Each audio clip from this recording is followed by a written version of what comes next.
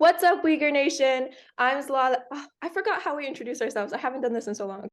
What's up, Uyghur Nation? Welcome back to another episode of Chit Chat and Chai. It has been too long and we missed everyone. I'm your co-host, Zlala Mehmet.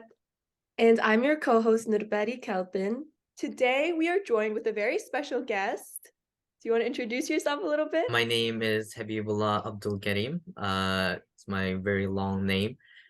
But you can just call me Habib, as most people do. And speaking of names, I like your introduction, but you said Uyghur, right? And that's always, do you say Uyghur? Do you say Uyghur? And Okay. actually, no, no, no. I'm not criticizing. I actually support Uyghur because most people know it by that name. And I know you have to like keep it to your culture and not lose its origins, but if people don't understand what you're saying, there's really no point. That's why I shortened to Habib. Like if I have like a unpronounceable name, that's not helping anyone. My name is supposed to help other people identify me rather than like help myself. So That is very true. We say Uyghur because it's supposed to be like a play on words.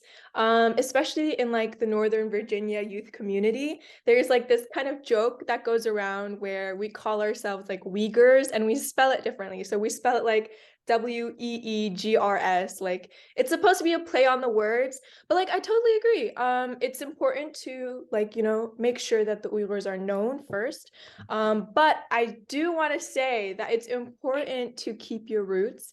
And yes. so my name is hard to pronounce too, Zlala, but Mhm. I make everybody say it. And in Mhm. schools, like when they couldn't say it, like my teachers, I'd be like, I'd be correcting them because it starts with you. Well, If the you thing never is correct them, they'll never learn. the thing is my name is that it's not even Habibullah, but it's translated from Chinese. It's Mhm. Habibullah Abudu Kalimu, which sounds so harsh to my ears. And when it's written like directly and phonetically like that, no one has a chance of saying it. So I kind of understand. And Mm. say like, just go say, just skip over it. Substitute teacher, no, no, no, no, not going into all that. Yeah, no, me too. I was born in Vietnam, so my name was like also in like Chinese when I first came here and everything. And it was like Zlolan, it was bad. So I get it, I get it. Mhm. But moving into our first question, let's dive right in. A little introduction to Habibullah. He actually is, like he said, a high school senior going into Stanford University. So congratulations to you, first off. Round of applause. The Uyghur community is very proud of your achievements. This is a great thing to hear. Very recently, I know there was another Uyghur girl that got into Stanford Law, and now you're going to Stanford as an undergraduate. So, the Uyghurs are rising to power. But before we start, I just wanted to ask you to give a little bit of introduction about, why you chose Stanford, the process of choosing Stanford, like what schools you were choosing between. Just give a little brief introduction to that aspect. Yeah, I don't think I'll be here if I, didn't get in. And, I'm being very subtle about it, right? Extremely subtle. But yeah, I got into three top school, and it's amazing how many Uyghurs get into top schools considering just how few of us there are, especially in the United States, of course. And being living in Maryland, I guess I'm excluded from the Virginian inside joke, but it's fine. I don't mind. They ask you how you are, and you just have to say that you're fine when you're not really fine, but you just can't get into it because they would never understand. And yeah, so I got into MIT, Yale, and Stanford. My top choice was Harvard, but sadly they rejected me. I got into all their competitors, so it's fine. And but getting into one of these top schools, that's not really that essential. You'll do fine in any college that you go to. The education is much more important. But if you imagine it like food, it's really like a beautiful sundae, right? Delicious. If you can get it, it's really great. So yeah, that's what I'm trying to help everyone get. It's very exciting to hear that you had so many great options. Like, forget Harvard if you got into MIT, Yale, and Stanford, Just for like our younger viewers out there, we wanted to invite you today to kind of talk briefly about your high school experiences a little bit, kind of talk about what you did. I know you mentioned your tutoring, and kind of get into, how you built yourself up to apply and then eventually get into these schools in the first place. And then we'll kind of move on to another topic. It's a secret. We'll get to it. But yeah, do you want to just talk about that a little bit? So yeah, the first thing that I would say is I feel like you're going to try a lot of stuff, you're going to do a lot of stuff, you're going to enter a lot of competitions. I did as well. You're going to lose. You're going to lose, it's going to fail. And that's all right. Because the whole point is that you tried, right? And that's the thing. Now, the fact that you tried won't be enough. It's numbers game. If you do a whole bunch of competition, you'll win a few, and the really impressive ones are going to be what helps you. So starting high school, I think, initially I just did not know what to do at all. So I think the first thing is plan out all of your courses, and always takes the hardest courses that you can manage, of course. People say, take courses you like. The thing is, there's a couple subjects that I am, pretty good at, and there's a couple that I completely am terrible. But you still have to do those. You still have to broaden your range, and it's just showing colleges that you can handle that you can, even if there's some parts that you're not good at, you can still try and pick up the slack. So the next couple parts that are going to make you stand out, if you can focus on like a niche subject that I think the terminology is like your spike, just something that you are very good at, either writing. As I said, I'm not humanities or art person at all, but during the pandemic, I was just bored. And the one thing that I've been terrible at, my entire life, I started doing, and that helped me so much. I think my essays are one of the main reasons I got in. I got a letter from my admissions officer that was like took quotes from my essays, and they were like, I really like these. So just find one subject that you like and that you're good at. You can be good at something and not like it, but if you don't like it, you're not going to be able to stick through it. Maybe one day, maybe a week, maybe a month, but like over years, that's not going to happen. Yeah, I agree. I was told the same thing. I went through the college application process just last year, and a lot of people told me to kind of focus on an area, but I would argue that it doesn't even have to necessarily be a subject. It can even like be a passion. So you said you focused a lot on writing, and maybe that was like your spike. But I was thinking, like, even beyond school subjects, a passion can be your spike. I think my spike was really focusing in on human rights, and that was my passion. And I did a lot of things, especially in high school, for that. And a lot of my classes were kind of centered around that as well. I took a lot of hard classes in college as well, or in high school as well.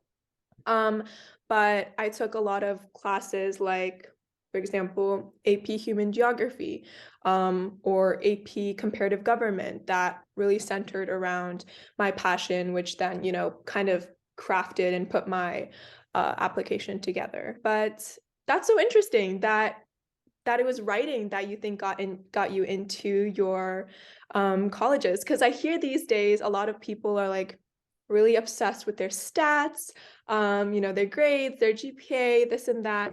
And I'm very much a writing person, an essay person, but yeah, it's interesting to hear from you considering you're such like a STEM person. Yeah.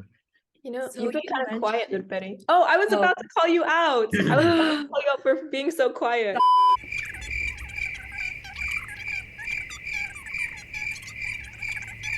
Sorry guys, I'm so tired. I was gonna say, so you mentioned you got into Yale, MIT, and Stanford, right? So what made you decide to go to Stanford instead of Yale or MIT?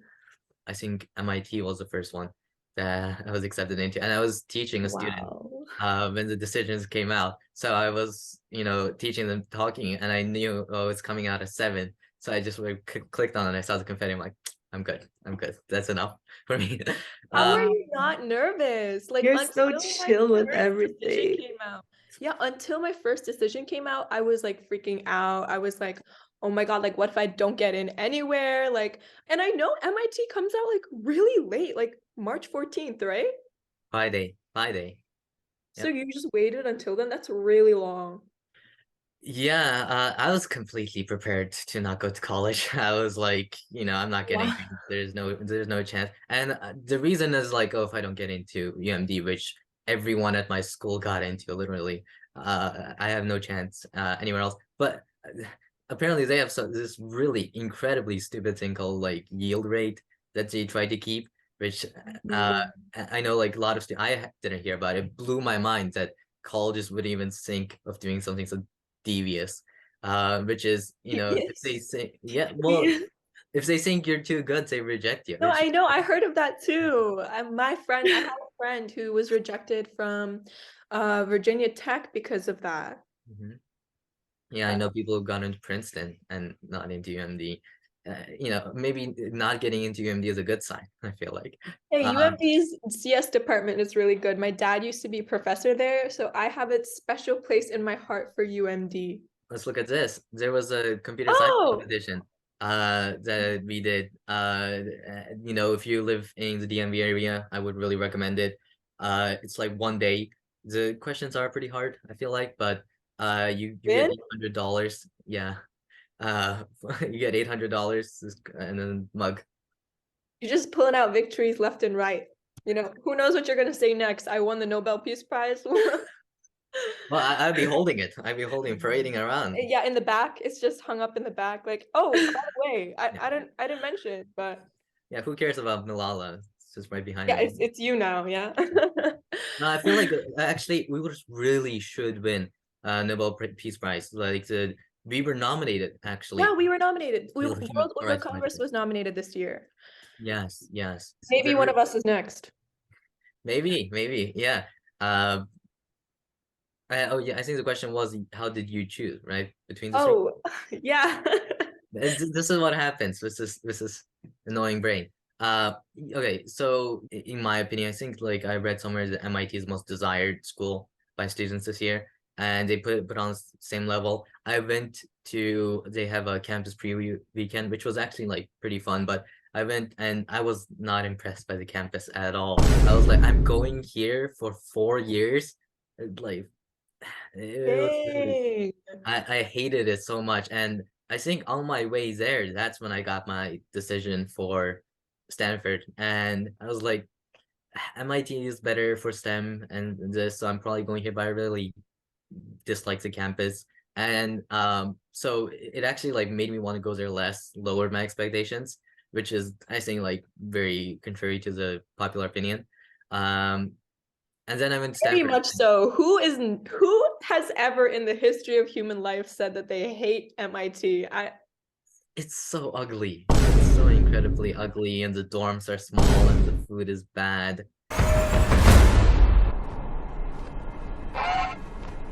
But Stanford is a great reputation for being a beautiful campus, and it really is.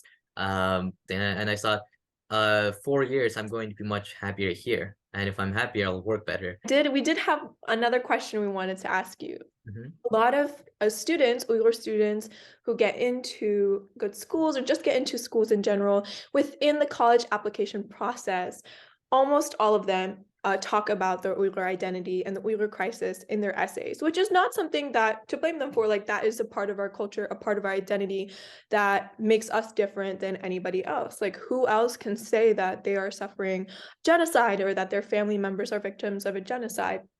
And obviously, this is something that is very personal to us. But, you know, a lot of students like almost kind of use this issue within their essays and within their application. But when it comes time to, you know, use their voices or speak up or actually participate in advocacy, they're not there and their voices are lost. So we wanted to ask you, you know, how are you planning to kind of continue using your platform, especially at a school like Stanford, for Uyghur voices?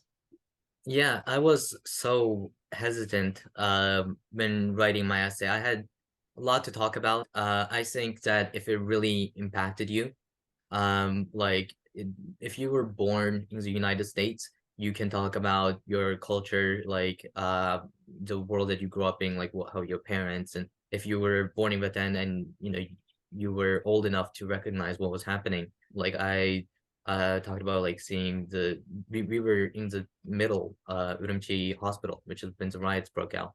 So that was 3 days after my brother was born. So we were like looking down at everything that was happening, all the death and destruction.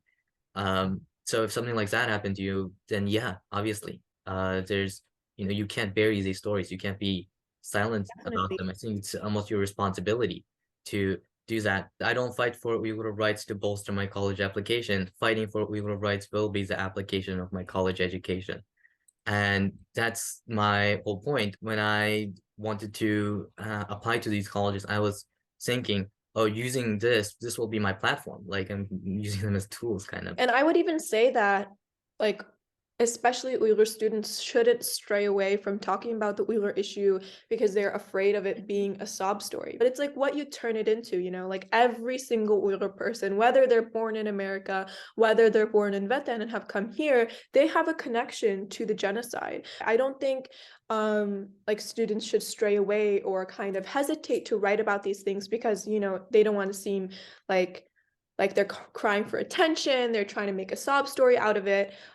Because in the end, if you are working towards amplifying these voices and you are actually trying to advocate for the Uyghur genocide, then it shouldn't be a sob story. Because like you said, you're using your platform to use your voice for the Uyghurs, and students can do that as well. So if you're really going to write about the Uyghur genocide, like, at the end of it, there should be a result of what you're doing for it, Yeah, exactly. And I think it's not the fact that it has happened to you that's important. It's how you dealt with it, how you learned from it, how it affected you.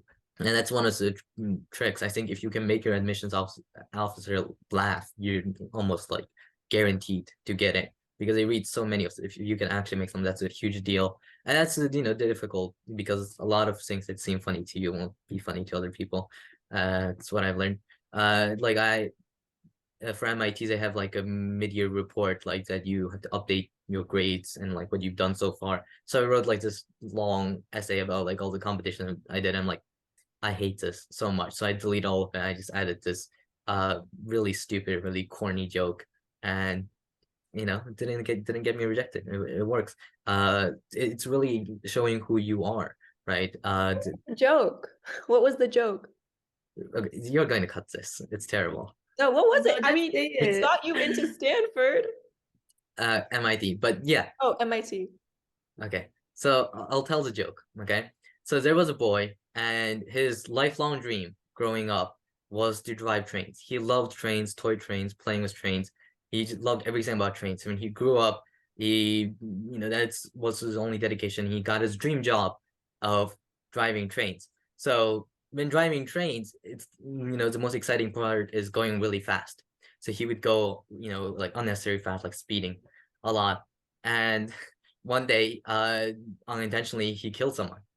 And so he went to court, and this was in, Eastern Europe, Bulgaria. The judge gave him a really harsh sentence. Oh, you were reckless. You endangered not just a person, but people on the train. So I'm going to give you the death sentence. And so he sits down in the electric chair, and the executioner says, before I pull the lever, do you have a final meal as your last request? And he says, yeah, I want a single banana. So they give him banana, he eats the banana, and the executioner pulls the lever. Nothing happens. He doesn't die. And there's this old folktale, like religious ritual. It's just like, if you don't die while being executed, then the gods intervened and they saved you. So you have to be let go. So he's let go. Somehow he gets his job back, and he starts driving really fast again, speeding again. And this time he kills 2 people. And he goes back to the court, and he sees the same judge, and the judge is like, you're back here again? This time you won't get so lucky. So he gives him the death penalty again. And so he sits down in his electric chair, and he asks the executioner, can I have 2 bananas this time? So he gets 2 bananas, eats them, and then the executioner pulls the lever, and nothing happens. So he's let go again, and somehow he gets his old job back again, and this time he doesn't learn his lesson. And he goes, sits down in the electric chair, asks for 3 bananas, and the executioner becomes furious. I'm not going to give you any bananas. You're dying today, I promise. So he goes 1, 2, 3, pulls the lever, nothing happens. And the executioner is so confused. I didn't give you any bananas, he says. And he's like, it has nothing to do with bananas. I'm just a terrible conductor. Oh, what? Oh my God. It gave like its whole life story. The thing is, the longer you make it, the funnier it gets. You go 4 or 5, Like, you where can is he keep going going. with this? We're Yeah, like getting this man's like a whole biography, like a whole life story. I was like, exactly. where is this joke going? That's what my admissions officer probably saw. Oh, I totally forgot to pour everyone some chai. When I was trying to make your decision, I think I literally waited like until 20 minutes before the deadline because I really couldn't decide. Yeah. Talk about Little expedited. procrastinating. Oh my Yeah, God. it's very bad. That's something we do a lot of too. Oh my God, I am such a bad procrastinator. Like No, me even in too. college, every year at the beginning of the year, I'm like, I'm not gonna procrastinate this year. Like I'm a new person. I'm gonna start my assignments like the day they're due or the day they're given. But I finished my first year of college and nothing has changed. I feel like it's gotten worse. And I know we mentioned like sleep schedules at the very beginning. My sleep schedule is like no other. I'm telling you. And in like college, my roommate and I had really bad sleep schedules. So there was points. Okay, I hope my mom is gonna watch this, so I hope she forgets about it and she doesn't confront me. But there was points where we were sleeping at like 4 a.m. For what? For what? I don't know. I could go on forever, but it's so bad and I don't know how to fix it.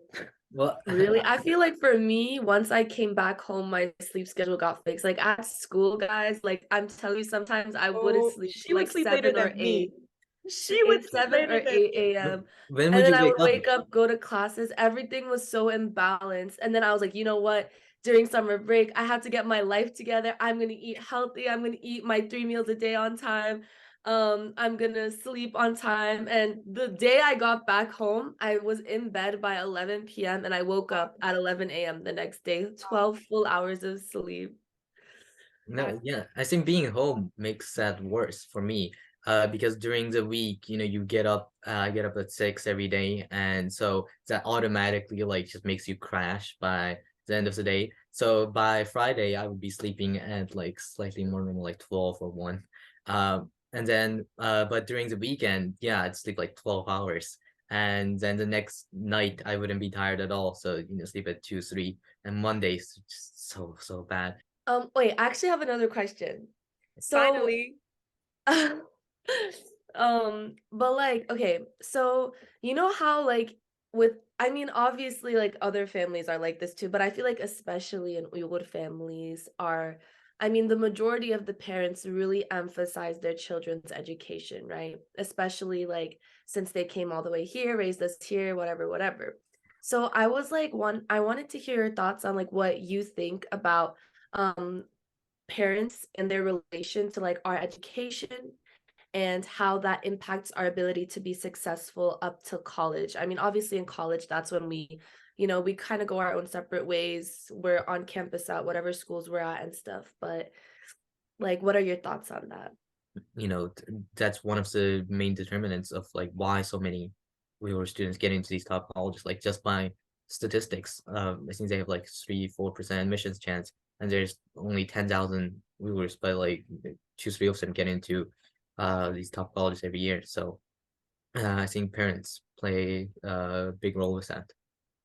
Mm, I Like agree. my parents, they said they told me like we gave up our entire lives at Beten to bring you here, Oh my and God, me too. My yeah. mom tells me Me that like too. every day. Okay, what parent doesn't say that though? I feel like there are some people. No, I feel like literally all parents say that to their kids here. My mom is always telling me like, like I gave up my whole established life in Urumqi. It's like we're in a drama. Like they get so sentimental. They're like, Balam, like hair flipped and everything. They're like, I did all of this. And you're just like, I had okay. a whole job, a whole house, my whole family in Beten. I But had we're two here. cars. Like, We're here for you. And aside from having all the good resources, you know, when you wake up in the morning, they be making you that good chai before you go to You're school, like, "Cinin all that pilav, yak sa nutrition. breakfast. Yak The na dish chai, apsi na the kinam siyap ko banana. yan." Yeah. No, bro, will your parents be like, balam, yagak na jak yapirang milnas. Yes! Oh my god, "Kodam na jik yapirang, yak na jik yapirang." They're I was like, always telling me that. yipirang. They're like, "It'll help your brain, it'll help you think." Oh, guys, I'm another problem with going to college though is like my Uyghurcha, like you know how I just said yipirang instead of yepirang? Like my words have been getting twisted. Ugh. Don't talk to anyone in Uyghurcha there. Like, who are you gonna talk to? And I Aside from my family, yeah, because you can only call them like so many times, like every day, you know. And so like I also noticed that like in my Uyghurcha, it's like getting worse because I haven't been talking to anyone there. But I'm hoping to better it this summer. Before we wrap things up, there's two things I want to say really quickly. So one, you mentioned that, you know, at the schools that you went to, there wasn't like any Uyghur clubs or whatever, and not to like shamelessly plug or whatever, but UUI has been opening chapters at universities. So if you go and you want to open an Uyghur thing, you should open a chapter for UUI. yeah, I No will. pressure, but like all the pressure. Yeah, pressure is a Um, good thing sometimes. And then the second thing, I like thought of this. This is kind of something that I'm like kind of passionate about. Like these days, like a lot of youth, like beyond Uyghur youth, it's I don't know if it's like a trend, but it's like a trend to hate on America and to act like America is like the worst country on the planet. And like if you scroll through social media such as Instagram, such as TikTok, it's like always filled with people like shitting on America and shitting on like anything related to America, like flags, like the song, like the culture, whatever. And it like kind of makes me so mad because I'm like, you don't, all these people, especially like young Americans our age who are always hating on America, like they don't understand that the privilege that they have. Like, for example, there was this girl I knew in college, and we were just talking. And when she found out that there's like an American flag hung outside my house back in Virginia, I wasn't in Virginia in college, but like when she found out that I had a flag hanging in front of my house, she was like, "Ew, like, why would you do that? Like, what? Are you like whatever, whatever?" And I was like, why is that something to be ashamed about? Like, why is it something bad to have the American flag hung up on your house? Like, it's because these like youth, like, I feel like such an old person saying that. It's because of these youth. It's these youth that don't understand the privilege that they have. Like, us being Uyghur, like, we can understand that just existing in America, being able to step outside and say whatever you want is a privilege that so many in the world don't have. And so when we're talking about like our parents bringing us to America and like trying to provide us a better life, like that reminds me of a lot of people here who don't understand the life that they have. And like it just like angers me so much, you know? And I just wanted to like ask what you guys thought about that. Like I know it's like a huge thing on social media now, like where, you know, like hating on America is like the trend. I don't know. But you know, it all like I had the epiphany when my friend was like, "You," when I said I had an American flag. Like I'm proud to be American and I'm proud to be living in America, you know, because like where else do you want to be? In China? It like where is better right now? I don't know. I mean, obviously the American government has its flaws and it's obviously not perfect and there's so many things that we could be working on in terms of equality, discrimination, whatever, but like the fact that we are able to work on that, you know, in of itself is a privilege. But I that was just something that I was reminded of when you mentioned when we were talking about our parents and like living in America because I feel like it's something that a lot of Uyghur people and even like not Uyghur people, a lot of American people and even like Uyghur people like, you know, take for granted these days. Yeah. Nurberi, do you have any thoughts on that? Because I can ramble on this topic for hours. I don't want to. I want to give you a chance to speak. Well, I don't think I've really experienced this issue with like Uyghur people. Like the families that my family are closely related with are very thankful to America, if anything, because of all the opportunities they've provided. They always say like America is full of opportunities, you know, like my whole like my mom's side of the family, like her older sister immigrated here when she was much older, but like they all have really good jobs now. And obviously it's also up to how hard you work, but at the same time, like compared to back home or compared to other countries, I would say America definitely has a lot of opportunities, and these opportunities are equal for everyone. You know what I'm saying? Like, just because you were born here doesn't mean that you will have more opportunities than someone else who immigrated, you know? Like, they stand on equal levels, like, depending on, like, the qualifications they have and stuff. But, like, I do see a lot in terms of, like, the people I go to school with.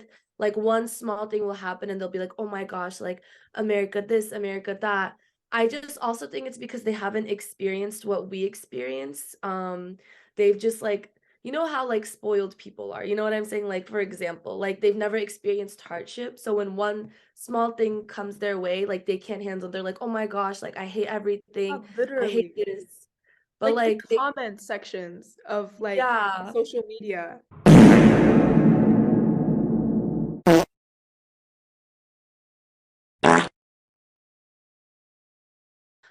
But that's pretty much all I have to say. But Before we get to you, Habibullah, let me just say these comments in the Instagram or like whatever social media apps, they drive me insane. Like I'll be reading them and it'll be like, I've been telling my parents to move out of the US before it's too late, but they won't listen to me. They're like brainwashed. And I'm like, yeah, go to what? North And they're Korea, like, bro. Like yeah, and they'll be like talking about the smallest thing and they'll be comparing it to like the freaking Hunger Games. Like they'll be like, "Oh my God, did you hear the congressional hearing the other day? It's like we're getting closer to the Hunger Games." And I'm like, "Girl, where? Girl, where in the United States I is it closer?" literally saw that actually, the Hunger Games one. Yeah, I actually everybody like know.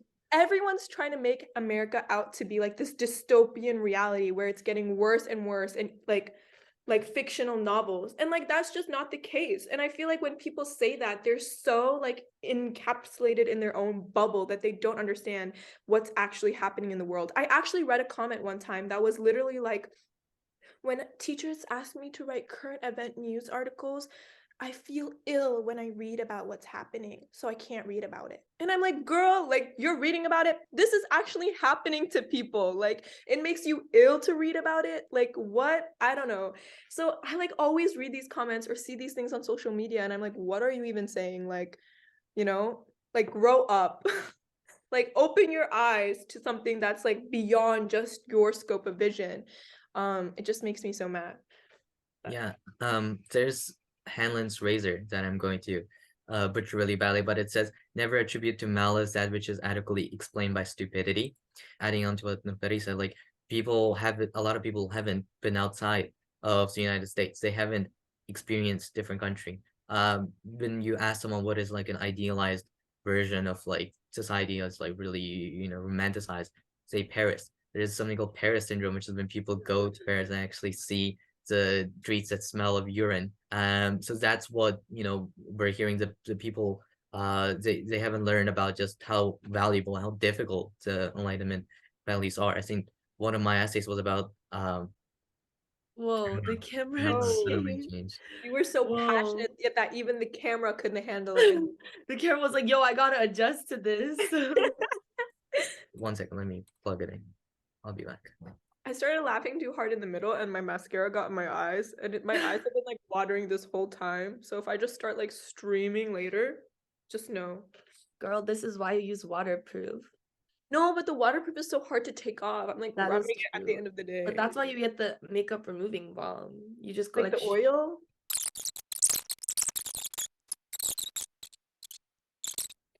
Oh, Am I back? Is it yeah, working? you're back. So yeah, they really don't know how bad it is. And I think it's almost a cliche to say things are getting worse.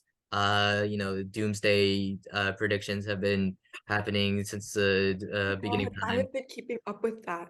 It's Yeah, keeps me up at night. it's all ridiculous. How many times No, but like the it's wrong. Islamic doomsday, there's been like minor signs happening. guys, I could go on for live this. today like there's no tomorrow. one of the predictions is that the sun will rise from the other side. That's not No, going to that's happen. not a prediction. It will happen on Doomsday. Oh my God. That's so Have scary. you But have you that's like a has major this sign.